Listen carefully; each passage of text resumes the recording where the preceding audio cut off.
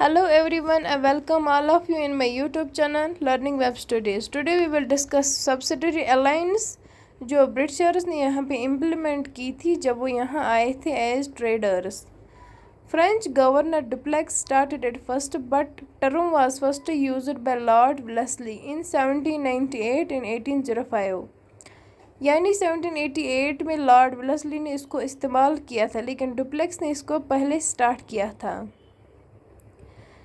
Britishers expand their territory with also becoming rulers here and try to capture territories. यानी Britishers ने अपनी territory expand की, जो भी इनका मार्केट था वो फैलाया और बिकमिंग रूलर्स, और रूलर्स भी यहाँ के बने यानी हुकूमत करने लगे.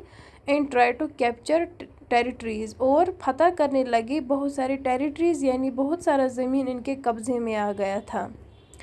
Subsidiary alliance was a treaty between East India Company and Indian princely states by virtue of which the Indian kingdom lost their sovereignty to the English. यानी सब्सिडरी अलायंस एक ट्रीटी थी किनके दरमियान, ईस्ट इंडिया के दरमियान और Indian princely states के दरमियान. इसकी वजह से क्या हुआ, Indian kingdom lost their sovereignty to the English, यानी जो भी इनका नेशन था वो सारा कंट्रोल आ गया इंग्लिशों के हाथ में. Also process led to the building of British Empire in India, यानी ब्रिटिश की एक एम्पायर इंडिया में बन गई. Nizam of Hyderabad was the first who accept a well framed subsidiary alliance, यानी जो निज़ाम था हैदराबाद का उसने पहले ये एक्सेप्ट किया सब्सिडरी अलायंस. अब हम इसकी खासियत देखते हैं, यानी फीचर्स क्या थे. Any Indian ruler entering into subsidiary alliance with the British had to dissolve his own armed force and accept British force in his territory. यानी जो भी इंडियन रूलर्स इंटर करेगा सब्सिडरी अलायंस में उसको अपनी आर्मी डिसबैंड करनी पड़ेगी, यानी छोड़ देनी पड़ेगी, और ब्रिटिश आर्मी को एक्सेप्ट करना होगा. Salary maintenance had to pay princely status. In return, British Army would protect them from war affairs, external affairs, and also did not disturb their internal affairs or personal affairs. यानी जो भी salary maintenance होगी in British के forces को वो सारा देना पड़ेगा प्रिंसली स्टेट्स को. इन रिटर्न ये ब्रिटिश फोर्स क्या करेगा, इनको प्रोटेक्ट करेगा from war affairs and external affairs, यानी अगर इन पर कोई हमला हो जाएगा उस वक्त ब्रिटिश फोर्स इनको प्रोटेक्ट करेगा. इन रिटर्न ये इसको सैलरी देंगे और मेंटेनेंस का जो भी खर्चा होगा वो प्रिंसली स्टेट्स देंगे. Whoever will join with us have no permission to join with other alliances, यानी जो भी हमारी टीम में ज्वाइन करेगा उसको ये परमिशन नहीं है कि वो किसी और टीम में ज्वाइन करेगा.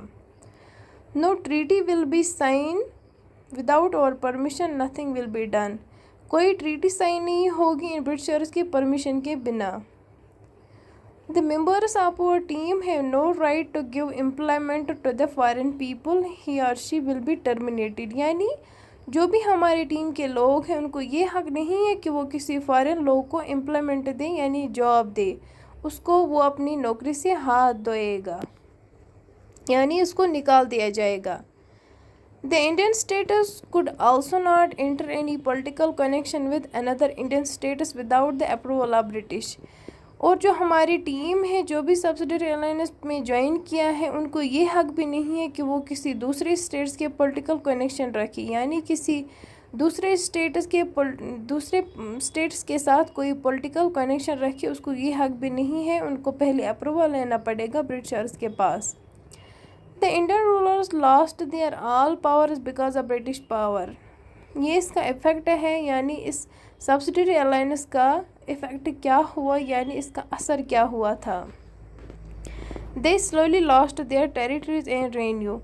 ये अपनी टेरिटरीज लॉस्ट करने लगे धीरे धीरे. ये कैसे लॉस्ट करने लगे अपनी टेरिटरीज, देखिए इसमें ये लिखा था कि अगर कोई इंसान फेल हो जाए ये हमारी मेंटेनेंस या सैलरी देने में हमारी आर्मड फोर्स उसको, तो उसको अपनी एक टेरिटरी देनी पड़ेगी एज अ मेंटेनेंस. इसकी वजह से उन्होंने अपनी सारी टेरिटरीज़ यानी जो भी इनकी प्रॉपर्टी थी वो खो दी.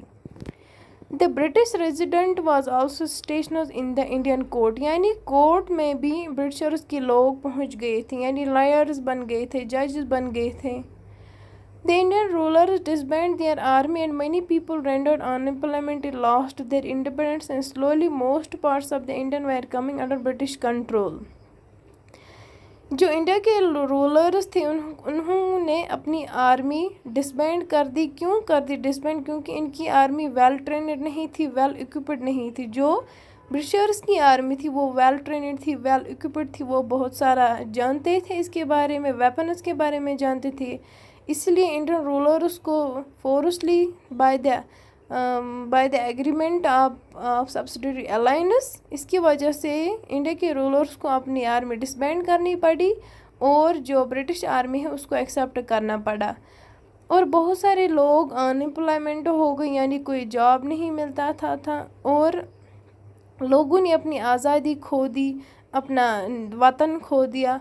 Slowly most parts of the Indian were coming under British control, और बहुत सारे पार्ट्स आ गए ब्रिटिशर्स के कंट्रोल में। If people fail to subsidy the Britishers they give the territory as a maintenance. मैंने कहा था ना, अगर कोई आदमी फेल हो जाता था तो वो अपनी एक प्रॉपर्टी में कुछ हिस्सा दे पाता था अगर उसको कैश अवेलेबल नहीं था। So guys, hope you understand. This was the subsidiary alliance. Now we will see the doctrine of Leipzig and Jallianwala Bagh massacre. Thanks.